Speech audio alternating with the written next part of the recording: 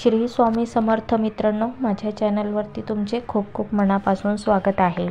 तर आज आपण पितृपक्ष म्हणजे काय, पितृपक्षात कोणत्या वस्तू खरेदी करायच्या नाही ते आपण या व्हिडिओत सांगणार आहोत।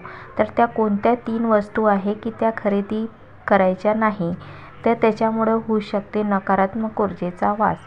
या काळात आपण काही वस्तू खरेदी करणं अशुभ मानले जाते, अशुभ असतात सुद्धा। ती खरेदी करण्यास सक्त मनाई केलेली आहे। या काळात बहुतेक लोक त्याचे पूर्वजाचे स्मरण करतात आणि त्यांना तृप्त करण्यासाठी विविध पद्धतीचा अवलंब सुद्धा करतात। तर कोणत्या आहेत त्या वस्तू? तर हा काळ पूर्वजांचा स्मरण करण्याचा काळ असतो। या 15 दिवसाच्या पूर्वजांचे नाव, अन्नदान, श्राद्ध कर्म केले जातात।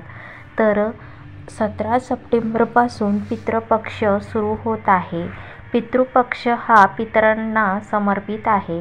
या काळात काही वस्तूची खरेदी अशुभ मानली जात असल्याने ती खरेदी करण्यास सक्त मनाई केलेली आहे। या काळात बहुतेक लोक त्याच्या पूर्वजाचे स्मरण करतात आणि त्यांना तृप्त करण्यासाठी विविध पद्धतीचा अवलंब सुद्धा करतात। ज्योतिषशास्त्रानुसार सांगितले आहे की पितृपक्षाच्या काळात व्यक्तीने मोहरीचे तेल, मीठ आणि झाडू या 3 विशेष वस्तू खरेदी करू नयेत, कारण या 3 वस्तूची खरेदी करण्यास सक्त मनाई केलेली आहे। मोहरीचं तेल सर्वात आधी आहे। मोहरीचं तेल, मोहरीचं तेल हे शनी ग्रहाशी प्रतीक मानलेलं आहे। शनी ग्रहाशी प्रतीक मानल्यामुळे ते तिखट सुद्धा असते। याचा अर्थ असा की पितृपक्षात ते खरेदी केल्याने शनीचा अशुभ प्रभाव पडतो। असे केल्याने तुमच्यावरती संघर्ष सुद्धा येऊ शकते। दुसरं आहे झाडू।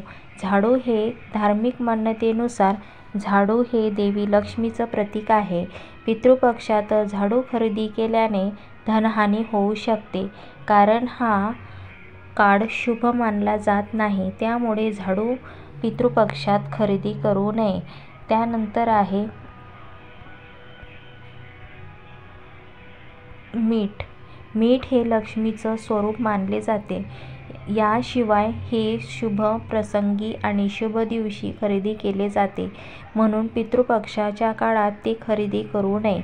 मात्र या वस्तू स्वतःच्या वापरासाठी खरेदी करू नये, कारण की पितृपक्षात पितरांना अर्पण केल्यानंतर मोहरीचं तेल किंवा मीठ दानासाठी घ्यायचं असेल तर त्यावर कोणतेही बंधन नाही। त्यानंतर आहे नवीन कपडे। नवीन कपडे खरेदी करावे का? तर पितृपक्षात नवीन कपडे खरेदी करणे हे वर्ज्य मानले जातात, कारण पितृपक्षाच्या काळात पितरांना वस्त्रदान केले जाते। यावेळी अन्न वस्त्र दान केल्याने पितर प्रसन्न होतात आणि व्यक्तीला समृद्धीचा आशीर्वाद देतात। तुम्ही या गोष्टी खरेदी करू शकता का? तर पितृपक्षाच्या काळात नवीन घर, प्लॉट, फ्लॅट, नवीन कार इत्यादी खरेदी करता येते, कारण यात कोणतीही मनाई केली नाही, कारण की तुमच्या प्रगतीवर पूर्वज प्रसन्न होतात असे मानले जाते की अशा परिस्थितीत तुम्ही या वस्तूची खरेदी करू शकता, कारण की पितृ हे शांततेचं प्रतीक आहे। पितरांना तुम्ही जर चांगले प्रगतीच्या मार्गावर लागत असेल तर पितृ कधीही तुमच्यावरती प्रसन्न होऊन तुम्हाला आशीर्वाद प्राप्त करेल। तर अशा प्रकारे हा व्हिडिओ होता आणि कोणत्या गोष्टी खरेदी करू नये हे मी तुम्हाला या व्हिडिओत सांगितलेलं आहे। तर व्हिडिओ आवडला असेल तर लाईक, शेअर, सबस्क्राईब नक्की करा। श्री स्वामी समर्थ लिहायला विसरू नका। श्री स्वामी समर्थ। जय जय स्वामी समर्थ।